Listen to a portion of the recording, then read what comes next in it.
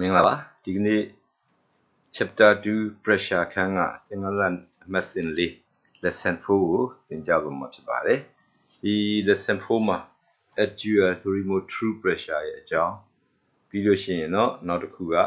manometer နောက်ပြီးလို့ရှိရင် examples and exercises သူတို့ကိုသွားမှာဖြစ်ပါတယ်အခုပထမဦးဆုံး actual pressure thermal true pressure အကြောင်းကိုသွားပါမယ်အဲ့တော့actual pressure true pressure ဆိုတာဘာကိုပြောတာလဲဆိုတာစဉ်းစားရအောင်ပါအခုဒီပုံလေးမှာကြည့်လို့ရှိရင်လူတစ်ယောက်ကရေအနက် H ရဲ့အောက်မှာရှိနေပါတယ်ဒီလူပေါ်မှာသက်ရောက်နေတဲ့ pressure သည်အမှန်စင်အဖြစ် actual true pressure သည်သူ့ရဲ့ပေါ်မှာရှိနေတဲ့ရေများကဖိနေတဲ့ဖိအားအပြင်အရေရဲ့အထက်မှာရှိနေတဲ့လေထုကြီးကပါဖိနေတာဖြစ်ပါတယ်ဒါကြောင့်မို့လို့ဒီအနက် H မှာဖြစ်ပေါ်နေတဲ့တကယ် pressure အမှန်ကိုပြောကြမယ် true pressure actual pressure ကိုသိကျင်နေဆိုရင်တော့ pressure of the liquid column ဖြစ်တဲ့ rho g H ကိုအပေါ်မှာရှိတဲ့လေထုကြီးရဲ့ဖိအား atmospheric pressure နဲ့ပေါင်းပေးမှသာအမှန်ရရှိမှာဖြစ်ပါတယ်ဒါကြောင့်မို့လို့ true pressure actual pressure သည် atmospheric pressure plus pressure of liquid တို့ဖြစ်ကြပါတယ်အဲ့တော့ဒီနေရာမှာသူ့ကိုပုံလေးဆွဲကြည့်ပါမယ်အခုဒီမှာဆိုလို့ရှိရင် liquid အရေဟာအနက် H ရှိပါတယ်အဲ့ဒီအရေရဲ့မျက်နှာပြင်အထက်မှာလေထုကြီးရှိနေတာဖြစ်ပါတယ်ဒါကြောင့်အနက် H မှာဖြစ်ပေါ်နေတဲ့ pressure ကိုလိုချင်တယ်ဆိုရင်အရေကြောင့်ဖြစ်ပေါ်တဲ့ဖိအားအပေါင်းလေထုကြီးကြောင့်ဖြစ်ပေါ်တဲ့ဖိအားဒီ pressure နှစ်ခုကိုပေါင်းပေးရမှာဖြစ်ပါတယ်ဒါကြောင့်မို့လို့ဒီမှာ P true ကိုလိုချင်တယ်ဆိုရင်သူကအရေကဖြစ်တဲ့ pressure သည်ရှေ့မှာသင်ကြားခဲ့တဲ့အတိုင်းပါပဲ pressure of the liquid column က rho gh ဖြစ်ပါတယ်လေထုကြီးရဲ့ဖိအားကတော့ atmospheric pressure ဖြစ်ပါတယ်ဒါကြောင့်မို့လို့ true pressure တကယ်ရှိတဲ့ pressure ကိုလိုချင်တယ်ဆိုရင်လေထုကြီးရဲ့ဖိအား P atmosphere plus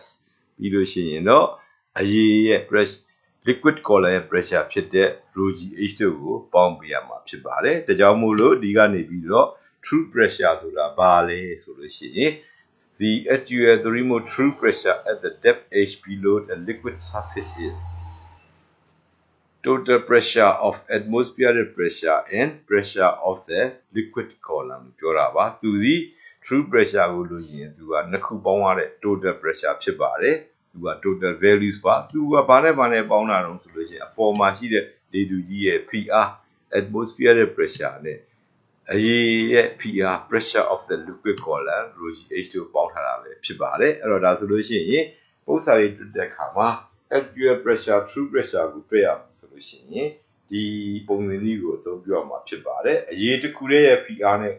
တွက်မယ်ဆိုရင်အမှန်ကိုမရနိုင်ပါဘူးဒါကြောင့်မို့ဒါလေးက true pressure ရဲ့ definition ကလည်းဒီပုံစံနည်းလေးအတိုင်းပဲဖြစ်ပါတယ်ပုံစံနည်းလေးကလည်းပုံမှာမြင်ရတဲ့အတိုင်းပဲဖြစ်ပါတယ်အဲ့တော့အမှန်ကိုလိုချင်တယ်ဆိုရင်ဖိနေတာကအရေတွေမကပါဘူးလေထုကြီးပါရှိနေပါတယ်ဒါကြောင့်သူတို့နှစ်ခုကိုပေါင်းပေးရတာဖြစ်တဲ့အတွက်ကြောင့်ဒီ pressure ကို total pressure လို့လည်းခေါ်ပါတယ် pressure အမှန်ဖြစ်တဲ့ကြောင့် true pressure လို့လည်းခေါ်ပါတယ်တကယ်အစစ်ဖြစ်တဲ့တကယ်ရှိတဲ့ pressure အစစ်ဖြစ်လို့ actual pressure လို့လည်းခေါ်ဆိုတာဖြစ်ပါတယ်အခုဆက်လက်ပြီးတော့ manometer အကြောင်းကိုပြောပါမယ် manometer ဆိုတာက pressure ကိုတိုင်းတဲ့ကိရိယာကို manometer လို့ခေါ်တာပါသူကလေထုဖိအားကိုတိုင်းတာမဟုတ်ပါဘူးလေထုဖိအားက atmospheric pressure ကိုတိုင်းတာကရှေ့မှာသင်ခဲ့တဲ့ barometer ဖြစ်ပါတယ် manometer ကတော့သူက pressure ကိုတိုင်းတာဖြစ်ပါတယ်ဒါကြောင့်သူကို it is a device for measuring pressure manometer သည် pressure ကိုတိုင်းတာသောကိရိယာတစ်ခုဖြစ်သည်လို့ပြောတာဖြစ်ပါတယ်ဟုတ်ပြီတော့ဒါလေးကတကယ် manometer လေးတစ်ခုလက်တွေ့ကန်းထဲမှာအသုံးပြုတဲ့ manometer လေးတစ်ခုရဲ့ပုံမှာအဲ့တော့ဒီ manometer လေးမှာဘာတွေနဲ့တိဆောက်ထားသလဲဘာတွေပါတယ်လဲ manometer ဆိုတာဘာလဲသိဖို့အတွက်ဒီပုံလေးကိုကြည့်ပါမယ်အဲ့တော့ manometer တစ်ခုမှာဖန်ပြုံလေးတစ်ခုပါပါတယ် a glass tube open at both end အစွန်းတစ်ဖက်စလုံးကအပွင့်မှာပိတ်ထားတဲ့အစွန်းမပါပါဘူး and bent into U shape ဒီဖန်ပြုံလေးကိုခုပုံမှာအားလုံးမြင်တွေ့ကြတဲ့အတိုင်း U ပုံသဏ္ဍာန် bent ကွေးညွတ်ထားတာဖြစ်ပါတယ်အခုဒီပုံလေးဖြစ်ပါတယ်ဟုတ်ပြီအဲ့တော့ဒါလေးဆိုလို့ရှိရင် manometer ဖြစ်ပြီလားဆိုတော့မဖြစ်သေးပါဘူးသူ့ကို manometer ဖြစ်အောင်ဒီဖန်ပြုံလေးထဲမှာ အယောင်ဆိုးထားတဲ့အရေးသို့ဒီမဟုတ် light oil လို့ခေါ်တယ်ပေါ်တဲ့စီများကိုထည့်သွင်းတဲ့အချိန်မှာဖြစ်လာမှာဖြစ်ပါတယ်ဒါကြောင့်မို့လို့အဲ့ဒီကောင်လေးက serve as a sensitive device for measuring pressure when filled with colored water or light wine is called a manometer အဲ့တော့ဟုတ်ပြီတော့ manometer ရဲ့သင်ရိုးစာအုပ်ကပေးတဲ့အဓိပ္ပာယ်ကိုကြည့်မယ်ဆိုရင် manometer ဆိုတာက pressure ကိုတိုင်းတဲ့ကိရိယာတစ်ခုဖြစ်ပါတယ် it is a device for measuring pressure ဖြစ်ပါတယ် manometer တစ်ခုမှာယူပုံသဏ္ဍာန်ကွေးထားတဲ့ဖန်ပြွန်လေးတစ်ခုပါပါတယ်ထိုဖန်ပြွန်လေးရဲ့အစွန်းနှစ်ဖက်စလုံးကအပွင့်နေဖြစ်ပါတယ်ပြီးလို့ရှိရင်ထိုဖန်ပြွန်လေးတွေကိုအယောင်ဆိုးထားတဲ့ရေ colored water သို့မဟုတ် light wise ပေါ်တဲ့စီတွေထည့်လိုက်မယ်ဆိုရင်တော့သူက pressure ကိုတိုင်းတဲ့အခါမှာအလွန်တိကျတဲ့ကိရိယာလေးဖြစ်ဆောင်ရွက်တယ်လို့ပြောတာပါဒါကြောင့်မို့လို့ manometer တစ်ခုရဲ့ပုံကိုဆွဲမယ်ဆိုရင် textbook ကပေါ်ပြထားတဲ့အတိုင်းဒါနှစ်ဖက်စလုံးပွင့်နေတဲ့ယူပုံစံကွေးထားတဲ့ဖန်ပြွန်လေးပါပြီးရင်သူ့ထဲကိုဘာထည့်ပေးရမလဲဆိုရင် colored water or light wise ဖြည့်ပေးရမှာဖြစ်ပါတယ်ဒါ manometer လေးတစ်ခုရဲ့ပုံပဲဖြစ်ပါတယ်ဟုတ်ပြီတော့ဒီ manometer တွေမှာ colored water or light wise ထည့်ရမယ်လို့ပြောထားပါတယ်ဘာဖြစ်လို့ပါလဲဒီမိညာတွေထည့်လို့မရဘူးလားဆိုတာကိုစဉ်းစားရပါမယ် manometer အတွက်အကောင်းဆုံး filling liquid ကတော့ရေပဲဖြစ်ပါတယ်သို့တော့ရေဟာသူ့ရဲ့ transparent သူကအလင်းပေါက်ပစ္စည်းဖြစ်တဲ့အတွက်ကြောင့်ဖန်ပြွန်ထဲမှာထည့်ထားတဲ့အခါမှာဒီရေဟာဘယ်နေရာမှာရှိတယ်ဆိုတာလွယ်ကူကူမမြင်နိုင်ပါဘူးအဲ့တော့ရေသံပလင်းတစ်ပလင်းကိုထောင်ထားပြီးအဝေးကကြည့်ရင်အဲ့ရေသံပလင်းကတဝက်ရှိသလားအပြည့်ရှိသလား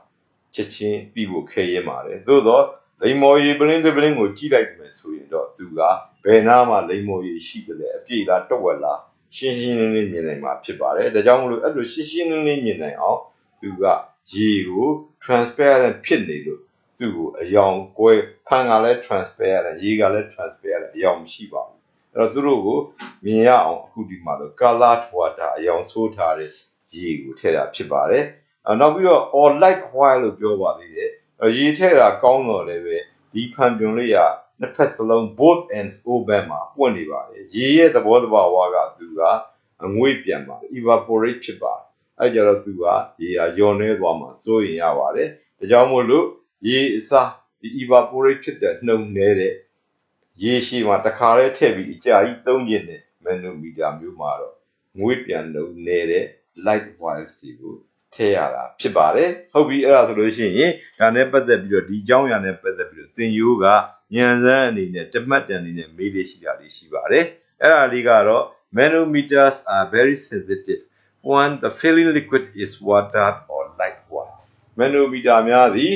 သူတို့ထဲကို filling liquid ဖြည့်ထားသောအရည်သည်ရေသို့မဟုတ် light oil ဖြစ်မယ်ဆိုရင်တော့သူတို့က very sensitive လို့ပြောတာပါ very sensitive ဆိုတာဒီနေရာမှာတိကျတယ်လို့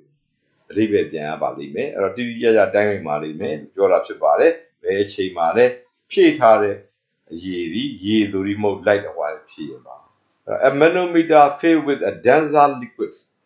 such as mercury is not sensitive သို့တော်လည်းပဲဒီ manometer တွေကိုပုံမပြီးတော့သိသိချင်းများတဲ့အရည်များဒီနည်းပြောရင်လေးလံတဲ့အရည်များဖြစ်ပါတယ် such as ဥပမာအဖြစ်ပဒါကဲ့သို့ liquid များထည့်ရင်တော့ is not sensitive သူကတိကျမှုနည်းသွားမှာတိတိကျကျတိုင်းမှုခက်သွားမယ်လို့ပြောတာဖြစ်ပါတယ်အဲ့တော့ဒါလေးကလည်းပဲ manometer နဲ့ပတ်သက်ပြီးတော့သိထားတဲ့အချက်ကလေးတစ်ခုဖြစ်ပါတယ်ဟုတ်ပြီအဲ့တော့ manometer တွေကိုအသုံးပြုပြီးတော့ pressure တွေကိုဘယ်လိုတိုင်းလဲဆိုတာအခုဒီ manometer ပုံလေးနဲ့ကြည့်ပါမယ်ဒီပုံလေးမှာဘယ်ဘက်ချမ်းနဲ့ညာဘက်ချမ်းဒီချမ်းနဲ့ချမ်းမှာသူက liquid ရဲ့ level မတူပါဘူးအဲ့တော့ဘယ်ဘက်ချမ်းက pressure ကိုတိုင်းပါလိမ့်မယ်အဲ့ဒါကိုညာဘက်ချမ်းကချိန်ယူမှာဖြစ်ပါတော့ဘယ်ဘက်ချမ်းသည်တကယ်ရှိတဲ့ pressure ပြီး true ပါညာဘက်ချမ်းမှာသွားကြည့်ရင်သူကပွင့်နေတဲ့အစွန်းကနေပြီးတော့ဒီအပေါ်ဆုံးက atmospheric pressure တက်ရောက်နေတယ်ပြီးလို့ရှိရင်သူကဒီမှာ liquid column ရဲ့ pressure လည်းရှိနေမှာဖြစ်ပါတယ်ဒါကြောင့်မလို့ဒီကနေပြီးတော့သူ့ရဲ့ pressure တန်ဖိုးကိုဖတ်ယူမယ်ဆို P3 is equal to ကရှေ့မှာသင်ကြားခဲ့တဲ့ actual pressure ရဲ့ formula အတိုင်းမှာ P atmosphere plus rho gh ဆိုတာကိုတွေ့ရှိကြမှာဖြစ်ပါတယ်အဲ့ဒါလေးပြီးလို့ရှိရင်တော့ဒီနေ့ခေတ်မှာတော့ဒီ manometer တွေကို pressure တိုင်းတဲ့နေရာမှာမသုံးတော့ပါဘူးပိုမိုပြီးတော့လွယ်ကူတဲ့လျင်မြန်တဲ့ နောက်ပြီးတော့တိတိကျကျတိုင်းနေတဲ့ပစ္စည်းတွေသုံးပါတယ်အဲ့ဒါတွေကတော့ electrical pressure sensors လို့ခေါ်ပါတယ်ဒါကြောင့် today's electrical pressure sensors are used for measuring pressure ဒီနေ့ခေတ်တွင် PR ကိုတိုင်းရန်အတွက် electrical pressure sensor များကိုသုံးပါတယ်အဲ့တော့ electrical sensor တွေကပုံစံအမျိုးမျိုးရှိကြပါတယ်အခုဒီမှာနမူနာပုံစံလေးတစ်ခုကိုပြထားပါတယ်အဲ့တော့ဒီလို electrical pressure sensor တွေဟာအခုနောက်ပိုင်းမှာကားလေထိုးစက်တွေမှာလည်းတက်ဆင်ထားတာကိုတွေ့ရှိရမှာဖြစ်ပါတယ်အဲ့တော့ဒါမန်နိုမီတာအကြောင်းသင်ရိုးမှာပါတဲ့အပိုင်းလေးပါဒီအပိုင်းလေးပြီးပြီဆိုရင်တော့ဒီ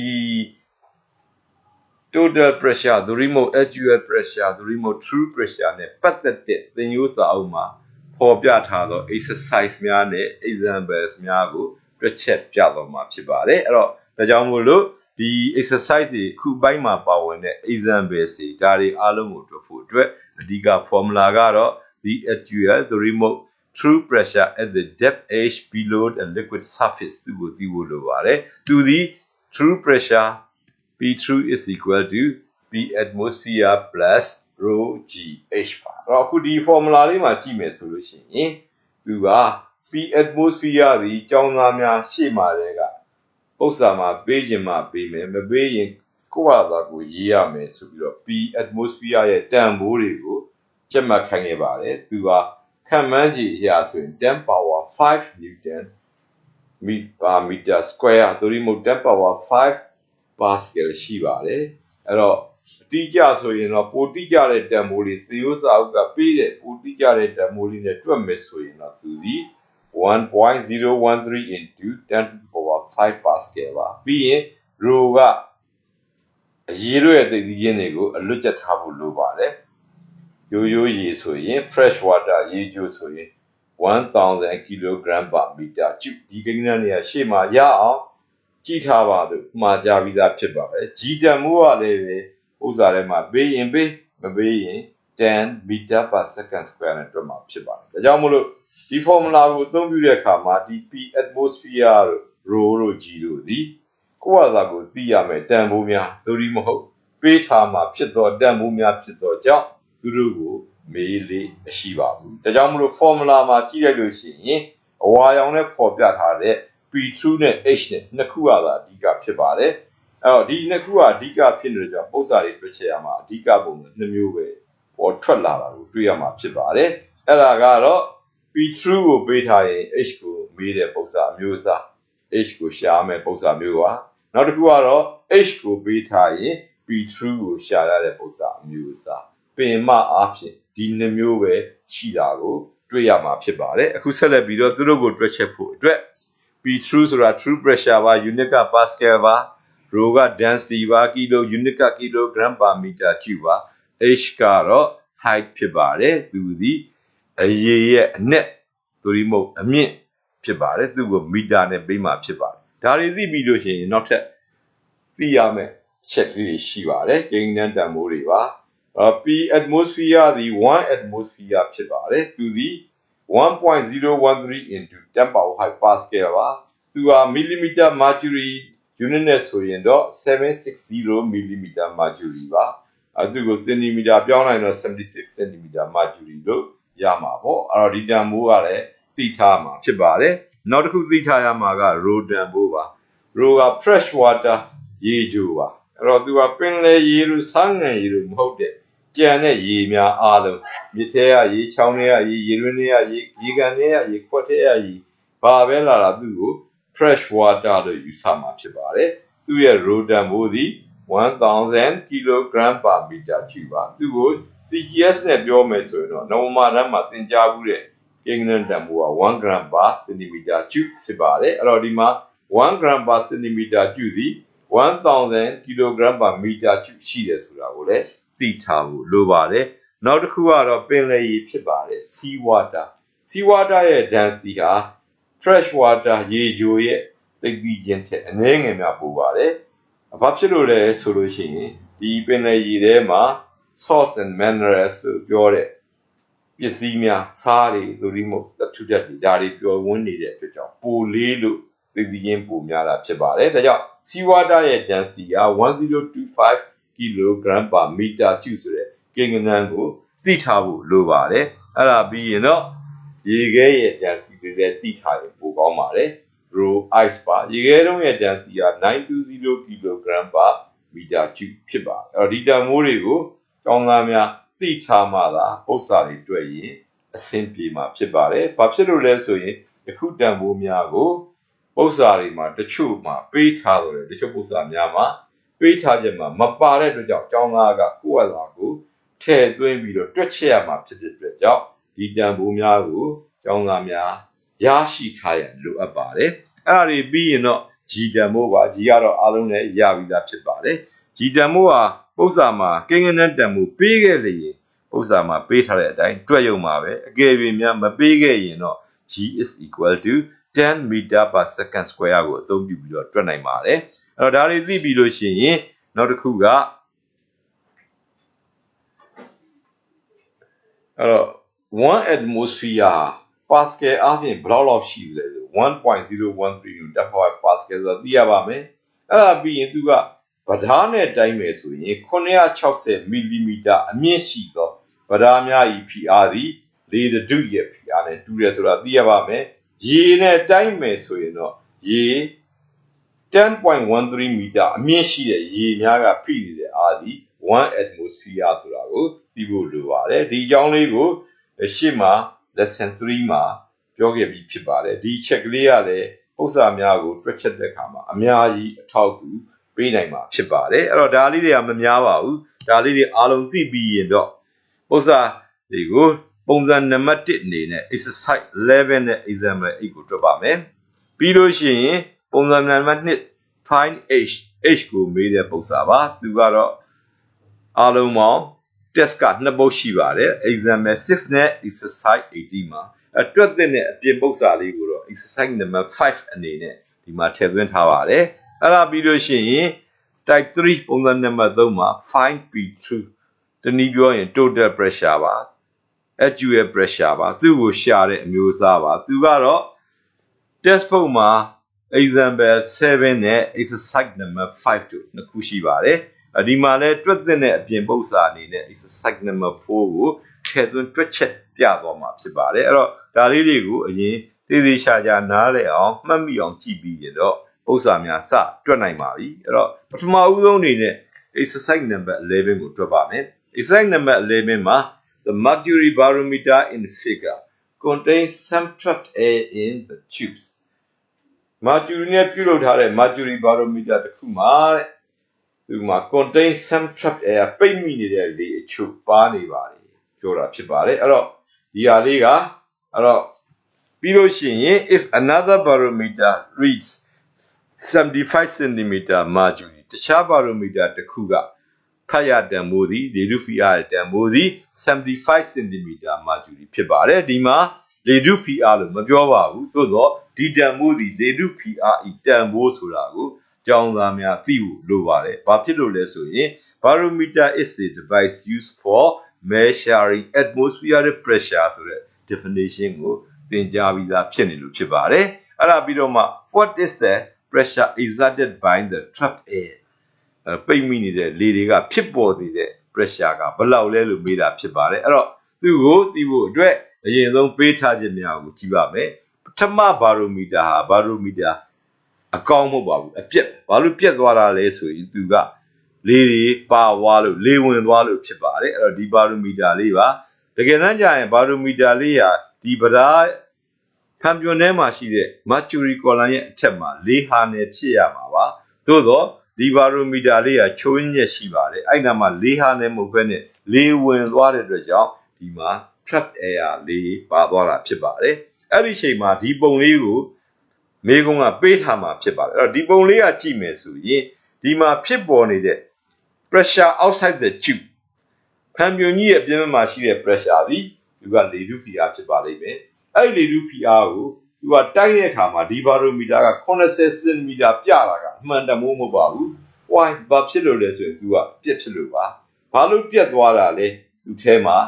လေဝင်သွားတဲ့အတွက်ကြောင့်ဖြစ်ပါတယ်ဟုတ်ပြီအဲ့ဒါဆိုလို့ရှိရင်ဒီကနေမှတစ်ဆင့်နောက်ဘာရိုမီတာတစ်ခုပါနောက်ဘာရိုမီတာတစ်ခုကတော့သူကဒီပုံမှာပြတဲ့အတိုင်းသူ သူကအပေါ်မှာလေးဟာနေဖြစ်နေပါတယ်အဲ့ဒါဆိုရင်ဒုတိယဘာရိုမီတာသည်အကောင်းဖြစ်ပါတယ်အဲ့တော့ဒုတိယဘာရိုမီတာကပေါ်ပြတဲ့တန်ဖိုးသည်သာ true pressure တကယ်အမှန်ပဲဖြစ်မှာဖြစ်ပါတယ်အဲ့တော့ဒီမှာကြည့်ရင်ဒုတိယဘာရိုမီတာကနေပြီးတော့ပေါ်ပြတဲ့လေဖိအားရဲ့တန်ဖိုးသည်75 cm mercury ဆိုတာကိုပေါ်ပြထားတာဖြစ်ပါတယ်အဲ့တော့ဒီပေးထားချက်ကလေးတွေကိုအရင်ဆုံးသိပြီးပြီဆိုရင်ဒီပုံကနေရေးပါမယ်အခုဒီမှာရှိတဲ့70 cm သည်သူသည်ဒါကဘယ်မှာဖြစ်နေတဲ့ကောင်းလဲဆိုရင် mercury column ရဲ့ဖိအားပဲဖြစ်ပါတယ် pressure of the mercury column ဒါကြောင့် P mercury is equal to 70 cm mercury လို့ရေးပါမယ်အဲ့တော့ပြီးလို့ရှိရင်သူ့ရဲ့အထက်မှာပိတ်မိနေတဲ့လေရှိပါတယ်နောက်တစ်ခုကတော့ဒါကတော့ true pressure တကယ်ရှိတဲ့ pressure ဖြစ်ပါတယ် barometer အကောင်းနဲ့တိုင်းတာတာဖြစ်ပါတယ်ဒါကြောင့်မလို့ true pressure P true is equal to က76 cm mercury လို့ရေးမှာဖြစ်ပါတယ်အဲ့ဒါပြီးရင်တော့သူမေးတာကပိတ်မိနေတဲ့လေရဲ့ pressure ကိုမေးပါတယ်ဒါကြောင့် pressure of the air column တနည်းပြောရင် trapped air ပိတ်မိနေတဲ့လေပါသူကို P air လို့ရေးပါမယ်သူတန်ဖိုးမသိပါဘူးဥစ္စာကမေးထားတဲ့တန်ဖိုးပဲဖြစ်ပါတယ်အခုဒီကနေပြီးတော့ဘာသိနိုင်လဲဆိုရင်အပေါ်ကပုံအဲ့တော့သုံးပြရမယ့် formula က P true က P atmosphere plus rho g h ပါအခုဒီဖန်ပြွန်ထဲမှာကြည့်မယ်ဆိုရင်အပေါ်ပုံကိုကြည့်ပါမယ်အပေါ်ပုံမှာပိတ်မိနေတဲ့လေရှိပါတယ်သူ့အတွက် P true ကတကယ်တမ်းကြလို့ရှိရင်အဲ့တော့ pressure of the mercury column အပေါ်မှာရှိနေတဲ့ပိတ်မိနေတဲ့လေရဲ့ pressure ပဲဖြစ်ပါတယ်ဒါကြောင့်မို့လို့သူ့အတွက် P true ကအပေါ်မှာရှိတဲ့ P air plus rho g rho P mercury လို့ဖြစ်ပါတယ်အဲ့တော့အောက်မှာရှိတဲ့ rho g h က P mercury ကိုပြောတာဖြစ်ပါတယ်ဒါကြောင့်မလို့ဒီကနေမှကိုဥစ္စာကမေးတဲ့ကိုတွက်ချင်တဲ့ P air ကို trap air ကိုတွက်မယ်ဆိုရင် formula ကိုရွှေ့လိုက်တဲ့အခါမှာ P air is equal to P true minus P mercury လို့ဖြစ်လာပါပြီအဲ့ဒီအချိန်မှာအပေါ်မှာရှိတဲ့ကိန်းဂဏတန်ဖိုးများကိုအစားသွင်းလိုက်တဲ့အခါမှာလွယ်ကူပါပဲပိတ်မိနေတဲ့လေကဖြစ်ပေါ်တဲ့ pressure သည်5 cm mercury ဆိုတဲ့အဖြေကိုရရှိမှာဖြစ်ပါတယ်တကယ်တမ်းကတော့ဒီပု္ပ္ပစာလေးဟာစဉ်းစားကြည့်ကြိုးကြောင်းဆင်ရင်စဉ်းစားရင်အလွန်လွယ်ပါတယ်နော်အမှန်က85အမှား80လို့ရှိတယ်ဘယ်သူကြောင့်မှားတာတော့လေကြောင့်လေဝင်သွားလို့မှားတာအဲ့ဒါဆိုရင်လေကဘယ်လောက်ဖြစ်တယ်လဲနှုတ်လိုက်ရင်5 cm mercury တန်းရတာဖြစ်ပါတယ်သို့သောကျောင်းသားများဟာပု္ပ္ပစာကိုတွက်တဲ့အခါမှာအမှတ်ပေးတဲ့လူတွေကအမှတ်ပေးလို့ရအောင်အမှတ်ပေးစီးမြင့်တဲ့အဝင်ကြဖြစ်နိုင်အောင်လို့သင်ရိုးမှာပါတဲ့ formula လေးတွေကိုအသုံးပြုပြီးတော့တွက်ချက်ခြင်းပဲဖြစ်ပါတယ်ဒါကြောင့်မလို့ဒီကနေပြီးတော့ရရှိတဲ့အဖြေသည် pressure exerted by trapped air is 5 cm mercury ဆိုတဲ့အဖြေကိုရရှိမှာဖြစ်ပါတယ်အဲ့ဒါပြီးရင်တော့နောက်တစ်ပုဒ်ဖြစ်တဲ့ example 8ကိုတွက်မှာဖြစ်ပါတယ် example 8မှာက the pressure at the height of 1 meter from the floor is the normal atmospheric pressure 1.01 into 10 power 5 pascal flow ဆိုတာကြမ်းမြင့်ကိုပြောတာဖြစ်ပါတယ်ကြမ်းမြင့်မှာအထက်1မီတာအကွာမှာရှိတဲ့လေထုရဲ့ဖိအားသည် 1.01 into 10 power 5 pascal ပါလို့ပြောပါတယ် if the temperature is 0 degrees Celsius what is the difference between the pressure on the floor and pressure at 1 meter height အကယ်၍temperature is 0 degrees Celsius အပူချိန်က3 degrees Celsius ဖြစ်မယ်ဆိုရင် what is the difference between the pressure of the floor on the floor ကြမ်းမြင့်ပေါ်မှာရှိနေတဲ့ pressure နဲ့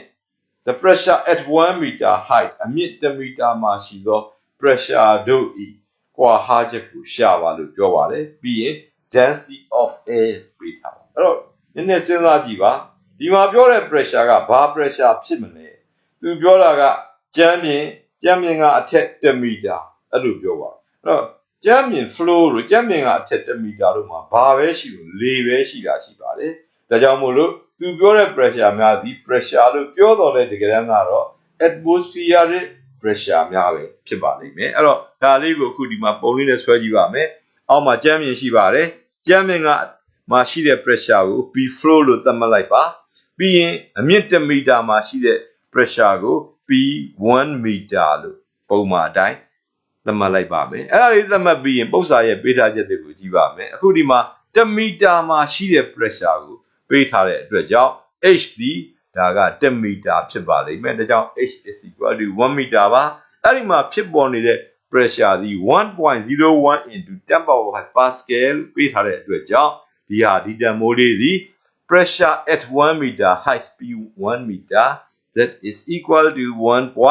1.01 into 10 power 5 pascal ပေးထားတဲ့အတိုင်းရေးတာဖြစ်ပါတယ်နောက်တစ်ခုပေးထားတာကတော့ density of air rho air ကိုပေးတာဖြစ်ပါတယ် is equal to 1.29 kilogram per meter cube ပါအဲ့တော့သူတို့ကိုသိရှိပြီးပြီဆိုရင်တော့ G တန်မိုးဒီပု္ပ္ပာမှာပေးထားခြင်းမရှိတဲ့အတွက်ကြောင့် G ညီမျှခြင်း10 meter per second square ကိုအသုံးပြုပါလိမ့်မယ်အဲ့တော့အခုဒီမှာကြည့်မယ်ဆိုရင် total pressure ဒီအောက်ကျမ်းမြေထိရှိတဲ့ pressure ဒီ10 meter ရဲ့အထက်မှာရှိတဲ့လေထုရဲ့ PR အပေါင်းဒီကျမ်းမြေနဲ့အမြင့်1 meter ကြားထဲမှာရှိတဲ့လေထုလေးရဲ့ PR ဒီနှစ်ခုပေါင်းရင်ရမှာဖြစ်ပါတယ်ဒါကြောင့်မို့လို့ total pressure ကို P flow လို့သတ်မှတ်လိုက်ပါမယ်ဟုတ်ပြီအဲ့ဒါဆိုလို့ရှိရင်ဒီကနေ pressure of the air column အဲ့တော့1 meter ရှိတဲ့ air column လေးရဲ့ကောင်ကိုတော့ column တွေရဲ့ pressure ဖြစ်တဲ့ rho gh ကိုသုံးပါမယ်သို့သော်ဒီမှာ liquid မဟုတ်ပါဘူး air ဖြစ်ပါတယ်ဒါကြောင့်မို့လို့ pressure of the air column 1 meter air အတွက်ဒီ is equal to rho gh လို့ရေးမှာဖြစ်ပါတယ်ဒါလေးကိုရေးပြီးပြီဆိုရင်တော့ဒီကနေရှာရမှာကကျမ်းပြင်မှာရှိတဲ့ pressure P flow minus 1 meter မှာဖြစ်ပေါ်နေတဲ့ pressure P 1 meter တို့ကိုနှုတ်ပေးရမှာဖြစ်ပါတယ်။ဘာဖြစ်လို့လဲဆိုရင်မေကွန်က what is the difference between the pressure on the flow and pressure at 1 meter height လို့မေးထားလို့ဖြစ်ပါတယ်။အခုအဲ့ဒါလေးကိုသိပြီးပြီဆိုရင်အသုံးပြုမဲ့ formula ကတော့ P3 is equal to P atmosphere plus rho gh ပါ။အဲ့တော့ဒီမှာကြည့်မယ်ဆိုရင်အခုပုံမှာကြည့်ပါမယ် flow ထီကစုစုပေါင်း pressure ဖြစ်ပါတယ်ဒါကအမှန်ရှိတဲ့ pressure ပါအဲ့ဒါပြီးရင်ဒါကအပေါ်မှာရှိတဲ့ကောင်က1 meter အမြင့်မှာရှိတဲ့လေထုဖြစ်ပါတယ်အဲ့ဒါပြီးရင်ဒီအောက်ကဟာလေးကအဝါရောင်လေးကတော့သူက1 meter ရှိတဲ့လေထုလေးရဲ့လေလွှာလေးရဲ့ PR လေးပဲဖြစ်ပါတယ်အဲ့တော့ဒီမှာကြည့်မယ်ဆိုဒီ formula ကိုသုံးမယ်ဆိုရင် P true စီ P total ဖြစ်ပါတယ်သူစီtotal အနေနဲ့အောက်ပိတ်ဆုံးမှာကျမ်းမြင်ရှိလို့ P2 ရဲ့နေရာမှာ P flow ကိုထည့်မှာဖြစ်ပါတယ်ဟုတ်ပြီအဲ့ဒါဆိုရင်အပေါ်မှာရှိတဲ့နှစ်ခုကိုပေါင်းမယ်ဆိုရင်1 meter မှာရှိတဲ့ကောင်ရဲ့ပြီးလို့ရှိရင်လေထု1 meter အမြင့်ဒီ column လေးရဲ့ PR ရဲ့ဒီနှစ်ခုရဲ့ပေါင်းမှာဖြစ်ပါတယ်ဒါကြောင့်မလို့ P flow is equal to P1 meter plus rho gh ဖြစ်ပါလိမ့်မယ်သို့အတွက်ကြောင့်သူမေးတဲ့အဖြေကိုတွက်နိုင်အောင်လို့သူမေးတာက P flow minus P 1 meter ပါဒါလေးကိုရအောင်ဆိုရင် equation ကိုရွှေ့လိုက်တဲ့အခါမှာ P flow minus P 1 meter is equal to rho gh ဆိုတာလေးကိုရလာပါလိမ့်မယ်အဲ့ဒီချိန်မှာ rho air ပေးထားချက်မှာရှိပါတယ် G ကလည်းပဲရှိနေပါပြီ H တန်မိုးလည်းပေးထားပါတယ်ဒါကြောင့်ဒီတန်မိုးများအားလုံးကိုအစားသွင်းပြီးတွက်ချက်လိုက်မယ်ဆိုရင် rho air ကပေးတဲ့တန်မိုး 1.29 ပါ G ကတော့10ပါပြီးရင် H ကတော့1ဆိုတော့1 meter ဆိုတော့1ထည့်ပါမယ်သူတို့ကိုရှင်းလိုက်တဲ့အခါမှာရရှိလာတဲ့အဖြေသည် 12.9 pascal ဆိုတာရပါလိမ့်မယ်ဒီ 12.9 pascal ဆိုတာက pressure နှစ်ခုရဲ့ခြားနာချက်ဖြစ်ပါတယ်သူဒီကျမ်းပြင်မှာရှိတဲ့ pressure တွေက1 meter အမြင့်မှာရှိတဲ့ pressure ကိုနှုတ်ယူထားခြင်းပဲဖြစ်ပါတယ်အဲ့တော့ဒါပြီးရင်တော့ example 6ပုံစံနံပါတ်1ကိုသွားမှာဖြစ်ပါတယ်ပုံစံနံပါတ်1က finding h ကိုရှာတဲ့ပုံစံလို့ပြောပါအဲ့တော့ပုံစံကိုစပြီးတော့မကြည့်ခင်မှာပြန်ပြီးနည်းနည်းစဉ်းစားပါမယ်အခုဒီဘိုင်းဟာ true pressure ကိုသုံးတဲ့ပုံစံကိုတွက်တဲ့အပိုင်းဖြစ်ပါတယ် formula ဒီ P true is equal to P atmosphere plus rho gh ပါအဲ့တော့ဒီ formula ကိုအသုံးပြုပြီးတွက်ချက်တဲ့ပုံစံတွေမှာပုံစံ2မျိုးပဲရှိပါမယ် h ကိုမေးတာရဲ့ P true ကိုမေးတာရဲ့ဖြစ်ပါတယ်အဲ့တော့ h ကိုမေးရင်သေချာပေါက် P true ကိုပေးရပါမယ် P atmosphere တို့ rho တို့ G တို့သူတို့ကပေးခြင်းလည်းပေးပါမယ်မပေးရင်စောစောကပေါ်ပြခဲ့တဲ့အတိုင်းကျောင်းသားများကကြက်မှတ်ထားတဲ့တန်ဖိုးများနဲ့အစားသွင်းတွေ့ရမှာဖြစ်ပါတယ်အခု example 8ကိုစကြည့်ပါမယ်The total pressure at the bottom of a tank is 3 atmosphere ရေကန်တစ်ခုရဲ့အောက်ခြေမှာဖြစ်ပေါ်နေတဲ့စုစုပေါင်း pressure total pressure ဆိုတာ actual pressure ပါပဲသူစီ3 atmosphere ရှိပါတယ်လို့ပြောတာပါ to what height has the water been filled in the tank အဲ့ဒါဆိုလို့ရှိရင်ဒီကန်ထဲမှာရေတွေကိုအမြင့်ဘယ်လောက်အထိဖြည့်ထားပါသလဲလို့မေးတာဖြစ်ပါတယ်အဲ့တော့ height ကိုမေးတာ h ကိုမေးတာဖြစ်ပါ h ကိုမေးရင် p ကိုပေးမယ်လို့ပြောတဲ့အတွက်ကြောင့်ပေးထားတဲ့ p ကိုရှာကြည့်ပါမယ်3 atmosphere ဆိုတာတွေ့ရမှာဖြစ်ပါတယ်အထက်ထဲမှာဖြည့်ထားတာကရေလို့ပြောပါတယ်ရေဆိုရင်သူ့ရဲ့ density ကဒီမှာမပေးပါဘူးကျောင်းသားများကြက်ထားရမယ်အပိုင်းမှာပြန်စဉ်းစားကြည့်ပါရေအတွက်ရိုးရေအတွက် fresh water အတွက်ဆိုရင်တော့1000 kg per meter ကျူသုံးရပါလိမ့်မယ် G တန်ကိုပေးမထားတဲ့အတွက်10 meter per second square ကိုသုံးပါပါအဲ့တော့သူ့ကိုတွက်ဖို့အတွက်အရင်ဆုံးဒါသည် total pressure ဆိုတာ P true ပါ3 atmosphere သို့သောဒီတန်ဖိုးကိုဥစ္စာတွက်ဖို့အတွက်သူ့ကိုပြောင်းအောင်မှာဖြစ်ပါတယ်1 atmosphere မှာ 1.013 into 10 power 5 pascal ဆိုတာဖြစ်တဲ့အတွက်ကြောင့်3 atmosphere is equal to 3 into 1.013 into 10 power 5 pascal ဖြစ်ပါလိမ့်မယ်ပြီးရင် atmospheric pressure အလွတ်ရမယ်လို့ပြောပါတယ်ဒါကြောင့် P atmosphere is equal to 1.013 into 10 power 5 pascal ကိုရေးရမှာဖြစ်ပါတယ်အဲ့ဒါပြီးရင်တော့ရေလို့ပြောထားတဲ့အတွက်သူ့ရဲ့ density rho သည်1000 kg per meter cube သို့မဟုတ်10 to the power 3 kg per meter cube ဘာဖြစ်လို့လဲဆိုရင်ရေလို့ပြောလို့ဖြစ်ပါတယ် G တန်မိုးမပေးပါဘူးဒါကြောင့်မို့လို့10 meter per second square နဲ့တွက်မှာဖြစ်ပါတယ်အဲ့တော့ပြီးလို့ရှိရင်သုံးမဲ့ formula ကတော့ true pressure ရဲ့ formula ဖြစ်တဲ့ P true is equal to P atmosphere plus rho gh ပါအဲ့ဒါဆိုရင်ခုမတွက်ခင်မှာရှေ့မှာသင်ကြားခဲ့တဲ့အချက်တွေကိုဘလောက်ကျောင်းသားတွေသုံးနိုင်ပါလဲဆိုတာလေးအရင်ပြန်စဉ်းစားကြည့်ရအောင်ပါဒီမှာကြည့်မယ်ဆိုရင်ဒါရေကန်လေးပါတက်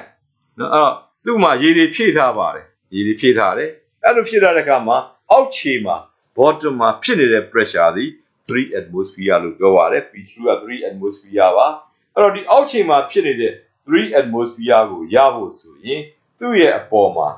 ရေရှိသလိုလေတူကြီးလည်းရှိတာဖြစ်ပါတယ်လေတူကြီးကတော့1 atmosphere ရှိတယ်လို့ပြောပြီးသားပါပြီးအဲ့ဒါဆိုလို့ရှိရင်အောက်ခြေမှာ3 atmosphere ဖြစ်ဖို့အတွက်ရေတူကြီးရဲ့ pressure သည်ဒီပုံကိုကြည့်စဉ်းစားလိုက်ရင်ဘယ်လောက်ဖြစ်မလဲသူကဟောဒီမှာရှိတဲ့ရေတူကြီးရဲ့ pressure သည် rho gh သည်2 atmosphere ဆိုတာစဉ်းစားလို့ရပါတယ်ဒါကြောင့်ဒီ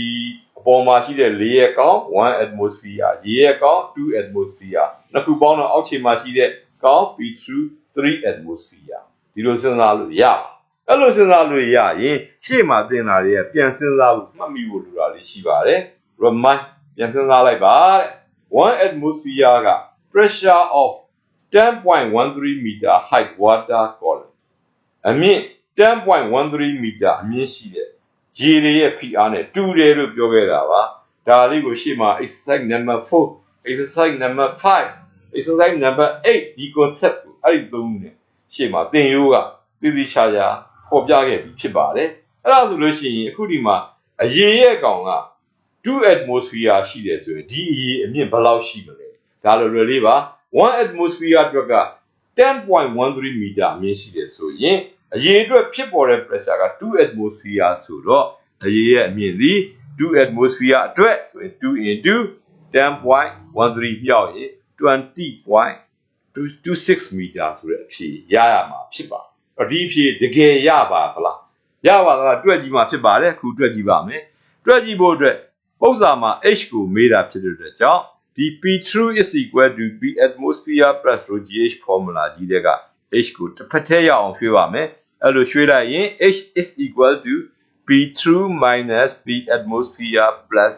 divided by rho g ဆိုတာကိုရရှိလာမှာဖြစ်ပါတယ်ဒီလိုရရှိပြီးတဲ့အခါမှာပေးထားချက်ကိန်းဂဏန်းတန်ဖိုးများအစားသွင်းပါစားသွင်းပြီးသူ့ကိုရှင်းပါမယ်ဒီမှာရှင်းလိုက်တဲ့အခါမှာစောတုန်းကစိတ်တွက်နဲ့တွက်ကြည့်ရတဲ့အဖြေဖြစ်တဲ့ 20.26 meter ရရှိတာကိုတွေ့ရမှာဖြစ်ပါတယ်ဒါကြောင့်မို့လို့ဥစ္စာတွေတွက်တဲ့အခါမှာကိန်းဂဏန်းနေကြီးပဲတွက်ချက်နေုံနဲ့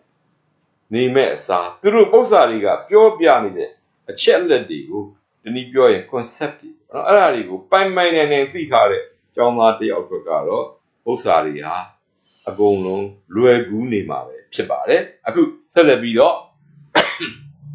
ဒီပုံစံနဲ့တူတဲ့နောက်ထပ်တစ်ပုဒ်လောက်ထပ်ပြပြပါမယ်သင်ရိုးစာအုပ်မှာဒီပု္ပ္ပစာနဲ့ပုံစံတူတဲ့နောက်တစ်ပုဒ်ရှိပါသေးတယ်သူကတော့ exercise number 18ပဲဖြစ်ပါတယ်အဲ့တော့ exercise number 18ကိုဖတ်ပြပါမယ် at what depth အနက်ဒီနည်းပြောရင် h ပါသူ့ကိုမေးတာဖြစ်ပါတယ်အဲ့တော့ h ကိုမေးတေချာပေါက် p2 ပေးရမှာဖြစ်ပါတယ်အဲ့တော့လိုက်ရှာရုံမှာပဲ well the pressure exerted on a man be twice that of the pressure at the surface of the water h ကိုမေးတာပါအဲ့တော့ဘယ်ပုံမှာသက်ရောက်တဲ့ h ကိုဘယ်မှာရှိတဲ့ h ကိုမေးတော့လူတယောက်သူဟာရေအောက်ကိုငုတ်တဲ့အခါမှာသူ့ပုံမှာဖြစ်ပေါ်နေတဲ့ pressure သည် twice that of the pressure at the surface of water ရေမျက်နှာပြင်မှာဖြစ်တဲ့ pressure ရဲ့နှစ်ဆဖြစ်မယ်ဆိုရင်အဲ့ဒီလူရောက်ရှိနေတဲ့အနက် h ကိုမေးတာဖြစ်ပါအဲ့တော့ဒီနားမှာစဉ်းစားရမှာကတွေးထားချက်ဒီနော်နှစ်ဆလို့ပြောပါတယ် twice ဘယ်သူရဲ့နှစ်ဆလဲ pressure at the surface of the water ရေမျက်နှာပြင်မှာရှိတဲ့ pressure လို့ပြောပါတယ်ရေမျက်နှာပြင်မှာဘာ pressure ရှိသလဲထပ်စဉ်းစားရမှာဖြစ်ပါတယ်ရေမျက်နှာပြင်အထက်မှာလေထုကြီးရှိတဲ့ကြောင့်ရေမျက်နှာပြင်မှာရှိသော pressure သည်လေထုဖိအားပဲဖြစ်ပါလိမ့်မယ်ဒါကြောင့်မို့လို့ဒီရေအောက်မှာရှိနေတဲ့လူအပေါ်မှာသက်ရောက်နေတဲ့ pressure သည်လေထုဖိအား twice ဆိုတော့နှစ်ဆဆိုတာကိုသိရမှာဖြစ်ပါတယ်ဒါကြောင့်မို့လို့ပေးထားချက်များကိုစရေးပါမယ်ဒီမှာလေထုဖိအားရဲ့နှစ်ဆလို့ပြောထားတဲ့အတွက်ကြောင့်မို့လို့သူသည် P2 is equal to 2 atmosphere ဖြစ်ပါလိမ့်မယ်သူ့ကိုကိန်းဂဏန်းတန်ဖိုးပြောင်းရင်2 into 1.013 into 10 power 5 pascal ပါအဲ့ဒါပြီးရင် atmosphere ရဲ့ pressure တန်ဖိုးကိုယ့်ဟာသာကိုသိရမှာဖြစ်ကြောင်းချရေးပါတယ်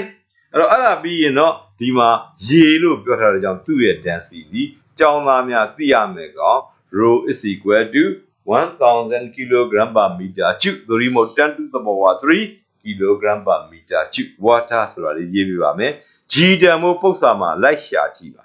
မပါဘူးမပါတဲ့အတွက်ကြောင့်ကျောင်းသားများက G တန်မို့ကို10 meter per second square ထားပြီးတွေ့ရုံပဲဖြစ်ပါတယ်ဒါပေးထားခြင်းများကိုပြည့်စုံစွာရေးပြီးပါပြီအဲ့လိုရေးပြီးရင်တော့တွေ့ရမယ်အသုံးပြု formula ရေးမှာဖြစ်ပါတယ်အသုံးပြု formula ကလည်း P2 ပါပဲဒါကြောင့် P2 is equal to P atmosphere plus rho gh ကိုရေးပါအခုဒီပု္ပ္ပစာမှာလည်းပဲစောစောကပု္ပ္ပစာလိုပါပဲအဖြေကဘာဖြစ်မလဲဆိုတာခံမှန်းကြည့်ရအောင်ပါအဲ့တော့ဒါရေတွေရှိပါတယ်ဒီရေတွေထဲမှာလူတယောက်ကရေငုပ်နေတာပါအဲ့ဒီရေငုပ်နေတဲ့လူအဲ့ဒီရှိတဲ့နေရာမှာ 2 atmosphere ရှိတယ်လို့ပြောတာဖြစ်ပါနော်ဟုတ်ပြီအဲ့ဒါဆိုလို့ရှိရင်အဲ့တော့ဒီမှာကြည့်မယ်ဆိုလို့ရှိရင်သူကအောက်ခြေမှာ2 atmosphere ဆိုအပေါ်မှာကလေထုက1 atmosphere ဖြစ်တဲ့ကြောင့်အရေရဲ့ PR သည်1 atmosphere ပဲဖြစ်ပါမယ်ဒါကြောင့်မလို့ပြန်စဉ်းစားပါ1 atmosphere သည် pressure of 10.13 meter height of water column လို့ပြောထားတာဖြစ်ပါတယ်တို့အတွက်ကြောင့်သူဒီကနေစဉ်းစားရင်သူ့ရဲ့ရေရဲ့အနက်သည် 10.13 meter ပဲရှိတယ်ဆိုတာသိရမှာဖြစ်ပါတယ်ဒါလေးဟုတ်မဟုတ်ကိုတွက်ကြည့်ပါမယ်စောစောကလိုပါပဲ h ကိုတွက်မှာဖြစ်လို့ formula တွေက h ကိုတစ်ဖက်တည်းရွှေ့ပါ h is equal to p2 minus p atmosphere divided by rho g ရပါလိမ့်မယ်ကိန်းဂဏန်းပေးထားသောတန်ဖိုးများအားလုံးအစားသွင်းပါမယ်အစားသွင်းပြီးသူ့ကိုရှင်းလိုက်တဲ့အခါမှာ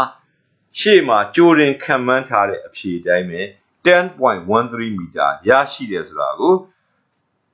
တွေ့ရမှာဖြစ်ပါတယ်အဲ့တော့ဒါဆိုလို့ရှိရင်ဒါကသင်ရိုးမှာပါတဲ့ h ကိုမီးတဲ့ပု္ပ္ပစာနှစ်ပုဒ်ဖြစ်ပါတယ်အဲ့တော့ဒီပု္ပ္ပစာတွေကိုအဲ့တော့ရေရိုးရေဆိုရင်1 atmosphere သည် 10.13 meter တနည်းလိုပြောရင်တော့10 meter လောက်ရှိတဲ့ရေက PR နဲ့တူတယ်ဆိုတာသိထားရင်တော့ဒါတွေကိုလွယ်ကူတွက်နိုင်မှာဖြစ်ပါတယ်အဲ့ဒါပြီးရင်တော့နောက်တစ်ပုဒ်အနေနဲ့ပြင်ပု္ပ္ပစာလေးတစ်ပုဒ်တွက်ပါ exercise number 5ပဲဖြစ်ပါတယ်အဲ့တော့ exercise number 5မှာ a submarine is designed to withstand a pressure of 11.25 into 10 power 5 pascal submarine ဆိုတာရေငုပ်သင်္ဘောကိုပြောတာပါဒီရေငုပ်သင်္ဘောလေးတစ်စင်းဟာ design ပုံစံထုတ်ထားဘယ်လိုပုံစံထုတ်ထားသလဲဆို to withstand the pressure of 11.25 into 10 power 5 Pascal သူက 11.25 into 10 power 5 Pascal ရှိတဲ့ PR ကိုခံနိုင်ရရှိအောင်လို့သူ့ကို design ဆွဲပြီးပုံစံထုတ်ထားတာဖြစ်ပါတယ် calculate the maximum depth for her that can be dived into the sea calculate တွက်ပေးရဘာကိုတွက်ရမလဲဆို maximum depth for her that can be dived into the sea ပင်လယ်ထဲကိုရေငုံသင်္ဘောငုတ်တဲ့အခါမှာသူအများဆုံးရေငုံနိုင်တဲ့အနက်ကိုတွက်ပေးရန်ဖြစ်ပါတယ်အဲ့တော့ဒီမှာဥစ္စာမှာ use P atmosphere is equal to 10 power 5 Pascal လို့ပြောပါတယ် atmospheric pressure ကိုဒီမှာ10 power 5 Pascal ထားတွက်ပါလို့ပြောတာဖြစ်ပါတယ်အဲ့တော့ဒီပုံစံလေးကိုတွက်မယ်ဆိုရင်ဒီကလည်းပဲ depth ဆိုတာ h ကိုပေးတာဖြစ်ပါတယ်ဒီရေငုံသင်္ဘောလေးဖြစ်ပါတယ်အဲ့တော့သူ့အတွက်ပေးထားခြင်းများကိုကြည့်မယ်ဆိုရင်သူက pressure ကို P ကိုပေးပြီး h ကိုမေးတာပါဒီမှာ P through တန်ဖိုး 11.25 into 10 power 5 Pascal ပါအဲ့ဒါပြီးရင်သူက P atmosphere ကို10 power 5 Pascal နဲ့တွက်လို့ပြောပါတယ်ဒါကြောင့် P atmosphere ကိုပေးတဲ့အတိုင်း10 power 5 Pascal ထားပါအဲ့ဒါပြီးရင်တော့သူကပင်လယ်ထဲမှာလို့ပြောပါတယ် into the sea အဲ့ဒါဆိုရင်အခုအရေးရဲ့ density ကပင်လယ်ရေရဲ့ density ကိုသုံးမှာဖြစ်ပါတယ်ဒါကြောင့်ရှေ့မှာကျောင်းသားများကိုပင်လယ်ရေရဲ့ density နဲ့ကြက်ထားပါလို့ပြောခဲ့တာဖြစ်ပါတယ်ပင်လယ်ရေရဲ့ density ဟာ rho ညီမျှခြင်း 10.25 kg per meter rho ညီမျှခြင်း 1025 kg per meter cube seawater လို့ရေးရမှာဖြစ်ပါတယ်ပြီးရင် g တန်ဖိုးပေးထားခြင်းမရှိလို့10 meter per second square နဲ့တွက်ပါဟုတ်ပြီဒီပုဒ်စာကိုတွက်တဲ့အခါမှာထုံးစံတိုင်းမှာပဲ formula ကတော့ P3 is equal to P atmosphere plus rho g h ပဲသုံးမှာဖြစ်ပါတယ်အဲ့ဒါပြီးရင်ဒီမှာကြည့်မယ်ဆိုလို့ရှိရင်သူက P3 က 11.25 into 10 power 5 Pascal ပါအပေါ်မှာရှိတဲ့လေက1 atmosphere ဆို10 power 5 Pascal ပဲဖြစ်ပါတယ်အဲ့ဒါဆိုရင်ဒီမှာဘယ်နှဆလောက်ကွာလို့10ဆလောက်ကွာနေတာတွေ့မှာဖြစ်ပါတယ်အောက်က17အပေါ်က1ပဲထားပါအဲ့တော့ပင်လယ်ရေဒီ10ဆလောက်ကွာနေပါတယ်အဲ့တော့10ဆလောက်ကွာတယ်ဆိုတော့စဉ်းစားရမှာကသူပြောခဲ့တာကဘာပြောခဲ့လဲဆိုလို့ရှိရင်အဲ့တော့ဒီမှာကလေထုဖိအားသည်ရေ10မီတာလောက်ရှိတယ်လို့ပြောထားတာဖြစ်ပါတယ်အဲ့တော့10ဆလောက်ကွာတဲ့အတွက်ကြောင့်ဒီကောင်ကြီးအနက်သည်မီတာ100လောက်ဖြစ်မှာဖြစ်ပါတယ်အဲ့တော့ဒီဖြေလေးရမယ်ရတွက်ကြည့်ပါမယ်1 atmosphere က10 power 5 Pascal pressure of 10.13 meter high water လို့ပြောပါတယ်အဲ့ဒါဆိုလို့ရှိရင်အခုဒီမှာ10 into 10 power 5ဂျားထဲမှာရှိတဲ့ကောင်ကြီး10မီတာလောက်ရှိမှာဖြစ်ပါတယ်တွက်ကြည့်ပါမယ်အဲ့တော့တွက်ကြည့်တဲ့အခါမှာ h ကိုတစ်ထည့်ရွှေ့ပါအဲ့တော့ h is equal to p through minus p atmosphere plus rho g ရှေ့မှာရှိတဲ့တွက်ခဲ့တဲ့ပုံစံနှစ်ပုဒ်အတိုင်းပါပြီးရင်ကိန်းဂဏန်းတန်ဖိုးများအားလုံးအစားထိုးပါအစားထိုးပြီးတော့ရှင်းချလိုက်ရင်ကြိုတင်ခံမှန်းထားတဲ့အဖြစ်ဖြစ်တဲ့100 meter ဆိုတဲ့အဖြေကိုရရှိမှာဖြစ်ပါတယ်အဲ့တော့ဒီ test book မှာဒီပါတဲ့နှစ်ပုဒ်ရဲ့အခုအပြင်ပုဒ်စာဒီသုံးပုဒ်လောက်တွက်လို့ရှိရင်တော့မေကွန်ဟောင်းတွေမှာမေးဘူးသမျှပုဒ်စာတွေအားလုံးကလွယ်ကူပါပဲတွက်ရှိမှာတွက်နိုင်မှာဖြစ်ပါတယ်အဲ့ဒါပြီးရင်နောက်ထပ်ပုံစံတစ်မျိုးဖြစ်တဲ့ P through ကို pressure ကိုမေးတဲ့ပုဒ်စာတွေဖြစ်ပါတယ်သူကတော့ test မှာ example 7ကစမှာဖြစ်ပါတယ်example 7ဟာ find the pressure on a diver who is at the depth of 5 meter below the surface of the water သူက pressure find the pressure P through ကိုရှာတော့နော်ဘယ်ပေါ်မှာရှာမလဲ on a diver ဆိုတာရေငုပ်သမားတစ်ယောက်ကဘယ်ရောက်နေလို့ဆို who is at the depth of 5 meter below the surface of the water ရေမျက်နှာပြင်အောက်5 meter กว่าမှာရေငုပ်နေတဲ့ရေငုပ်သမားတစ်ယောက်ပေါ်မှာတက်ရောက်နေတဲ့ pressure ကိုရှာပါလို့မေးတာအဲ့တော့ဒီမှာလည်းပဲရှင်းရှင်းလေးပါသူက P ကိုမေးပါတယ် H ကိုပေးပါတယ်5 meter ပါနော်သူငုပ်နေတဲ့ရေကရိုးရိုးရေလို့ပဲပြောပါတယ်ပင်လယ်လို့မပြောပါဘူးအဲ့တော့ဒီချက်တွေကနေစဉ်းစားပါမယ်5 meter သည် H တန်ကိုပေးခြင်းဖြစ်ပါတယ်ရေလို့ပြောတဲ့အတွက်ကြောင့်ဒီမှာ atmosphere pressure ကိုပေးမထားလို့ atmospheric pressure ကိုရေးပါမယ်ပြီးရင်ရေလို့ပြောတဲ့ကြောင့် rho က1000 kg per meter cube ပါ g တန်မို့ဥစ္စာမှာပေါ်ပြထားခြင်းမရှိလို့ g is equal to 10 meter per second square ကိုသုံးပါ အသုံးပြုမဲ့ formula သည် P3 is equal to P atmosphere plus rho g h ပါစဉ်းစားကြည့်ရအောင်ပါဒီမှာရေတွေရှိပါလိမ့်မယ်ရေတွေရဲ့အောက်အနက်9မီတာအကွာမှာဒါရင်ကုန်သမားတယောက်ရှိပါလိမ့်မယ်အဲ့လိုရှိတဲ့အခါမှာသူ့မှာဖြစ်နေတဲ့ကောင်သည်တကယ်တမ်းက P atmosphere P3 is equal to အပေါ်မှာရှိတဲ့လေထု1 atmosphere plus ရေရဲ့ PR rho g h ဆိုတော့ rho g h က5မီတာရှိလို့ rho g 5လို့ပဲစဉ်းစားထားပါမယ်အဲ့တော့ဒီမှာရှိတဲ့ h က5မီတာပါအပေါ်မှာ1 atmosphere ရှိပါအဲ့တော့1 atmosphere သည်ရှေ့မှာပြောခဲ့ပါတယ်ရေ10မီတာလောက်နဲ့တူတယ်လို့ပြောပါတယ် The pressure of 10 meter of water သည်1 atmosphere ဒါရှေ့မှာပုံစံတွေအများကြီးတွေ့ခဲ့ပြီးပါပြီအဲ့ဒါဆိုရင်ဒီမှာ9မီတာရေ9မီတာသည် atmosphere ဘယ်လောက်နဲ့ညီမလဲဆိုတော့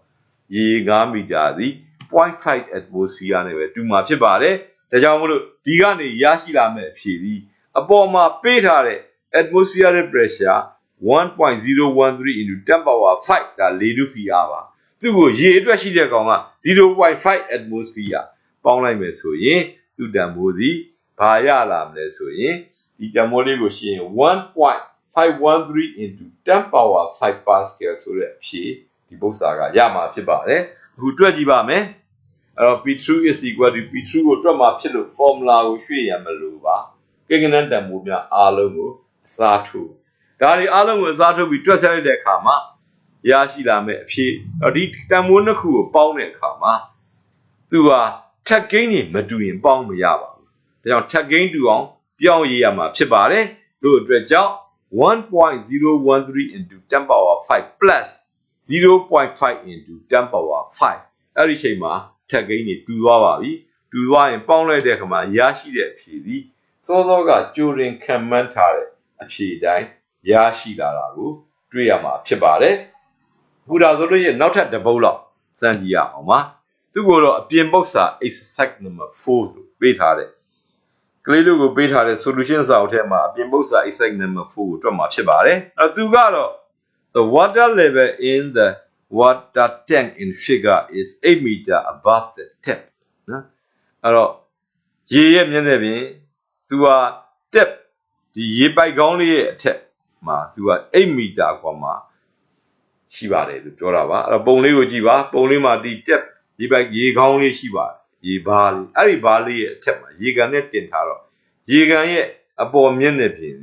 ဒီအောက်မှာရှိတဲ့ပိုက်ကောင်းလေး tap လေးရဲ့အထက်8မီတာကွာမှာရှိတယ်လို့ပြောတာဖြစ်ပါတယ် What is the pressure that force water out from the tap အဲ့တော့ဒီ tap ကိုဖွင့်လိုက်တဲ့အခါမှာတဲ့ tap ထဲကနေရေတွေကိုတွန်းထုတ်လိုက်တဲ့ force out လုပ်လိုက်တဲ့ pressure သူ့ကိုရှာပါလို့မေးတာဖြစ်ပါတယ်အဲ့တော့ဒီမှာကသူဘယ်လိုပဲရေးပါ8မီတာဆိုတာ h ကိုပေးတာ h ကိုပေးရင် P3 ကိုတွက်ရုံပဲဖြစ်ပါတယ်ပြီးရင်ဒီမှာပု္ပ္ပစာမှာ density of water ကိုပေးပါအဲ့တော့ဒီပေးထားတဲ့အားလုံးအတွက်တွက်ဖို့အတွက်ပေးထားချက်ကိုရေးပါမယ်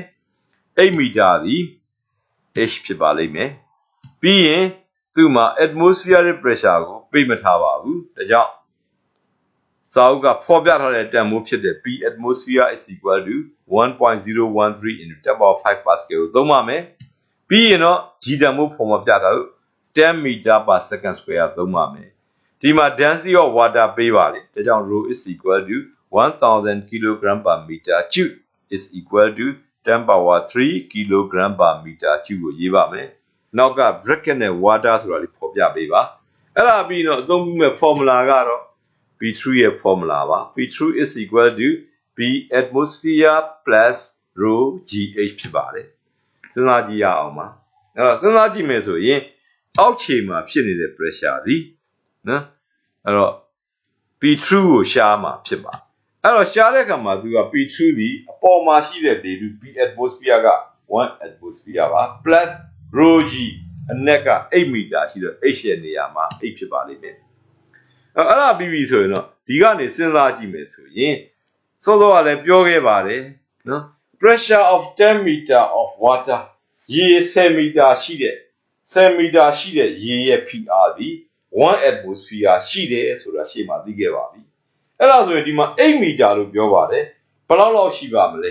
0.8 atmosphere ရှိမှာဖြစ်ပါတယ်ဒါကြောင့်မို့လို့8 meter အတွက်စဉ်းစားမယ်ဆိုရင်0.8 atmosphere ဖြစ်ပါလိမ့်မယ်တို့ကြောင့် P2 သည်ပေးထားတဲ့တန်ဖိုးပု္ပ္ပာမှာတွက်ချက်ရမှာသုံးမဲ့တန်ဖိုး 1.013 plus 0.8 into 10 power 5 basket ဖြစ်ပါလိမ့်ဒီတန်ဖိုးရမြအတွက်ပါအားလုံးကိုအစားသွင်းတွက်မယ်ဒီမှာလည်းပဲတန်ဖိုးနှစ်ခုရှေ့မှာရှိတဲ့ atmospheric pressure P atmosphere နဲ့နောက်က rho g h တို့ပေါင်းပါပေါင်းတဲ့အခါမှာပေါင်းလို့ရအောင်ထပ်ကိန်းတူအောင်အရင်ပြောင်းပြီးရင်ပေါင်းကြည့်လိုက်လို့ရှိရင်ခံမှန်းထားတဲ့အဖြေအတိုင်းရရှိလာတာကိုတွေ့ရမှာဖြစ်ပါတယ်ဒါဆိုရင်ပု္ပ္ပာတွေကလွယ်သွားပါပြီအကယ်၍မြန်ရေဟာ8 မီတာမှမဟုတ်ဘဲနဲ့3 မီတာဆိုရင်ရမယ့်အဖြေက 1.313 into 10 power 5 basket ဖြစ်ပါလိမ့်မယ်4 မီတာမှာမေးရင် 1.413 into 10 power 5 basket ဖြစ်ပါလိမ့်မယ်အကယ်၍9 မီတာလို့မေးလိုက်ရင် 1.913 into 10 power 5 basket ဒီအဖြေတွေရမှာဖြစ်ပါတယ်အဲ့တော့ဒီအဖြေတွေကိုအဲ့လိုရနိုင်တော့ကျန်တာလေးက formula ထဲမှာကိန်းလန်းလေးအစားသွင်းပြီးတွေ့ရတာကအရန်ကိုမှားနိုင်တဲ့အခွင့်အလမ်းနည်းပေါ်မှာဖြစ်ပါတယ်အဲ့တော့ဒါနောက်ဆုံးတစ်ပုဒ်တွက်ပါအောင်နောက်ဆုံးတစ်ပုဒ်ကတော့ example 5 textbook ကပေးတဲ့ပု္ပ္ပာပါအဲ့သူက P ကိုမေးတာဖြစ်တော်လဲပဲနည်းနည်းလေးပုံစံပြောင်းထားတဲ့ပု္ပ္ပာလေးဖြစ်ပါတယ်အဲ့သူကိုဖတ်ပြပါမယ် density of seawater is 1025 kg per meter cube ပင်လယ်ရေ၏သိပ်သည်းခြင်းသည်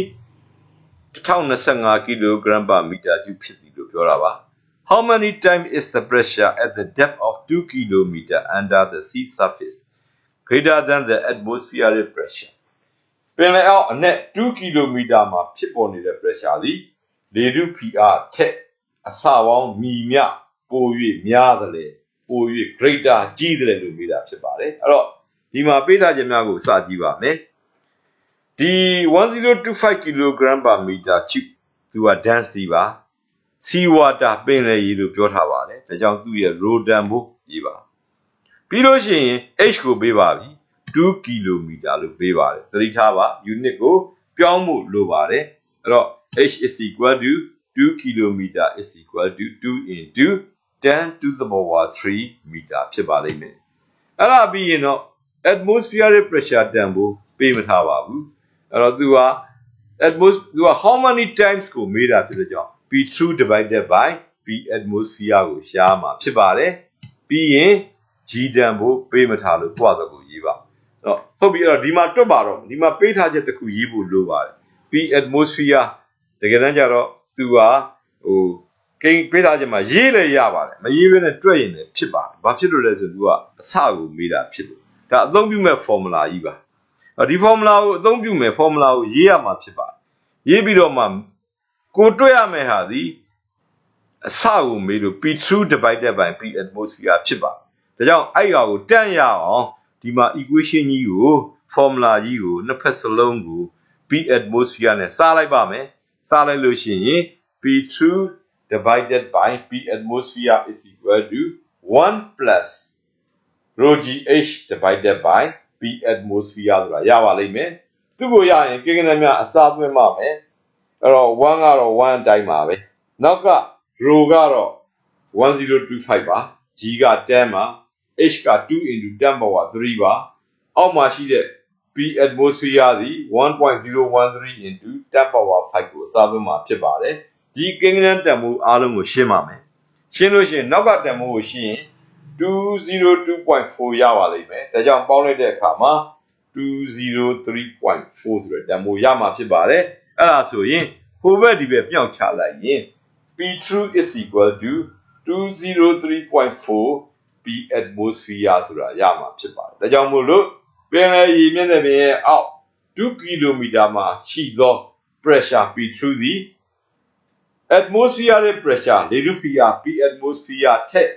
ဒီမှာကြည့်ရင်အဆပေါင်း203ဆလောက်ပိုများတာကိုတွေ့ရမှာဖြစ်ပါတယ်ဒါကြောင့်သူ့အတွက်ဖြေကို The pressure at the depth of 2 km under the sea surface is 203 times greater than the atmospheric pressure လို့ဖြေပေးတာဖြစ်ပါတယ်အဲ့တော့အခုဒါဆိုရင်တော့ဒီ true pressure နဲ့ပတ်သက်တဲ့ကောင် actual pressure နဲ့ပတ်သက်တဲ့ပု္ပ္ပစာများအားလုံး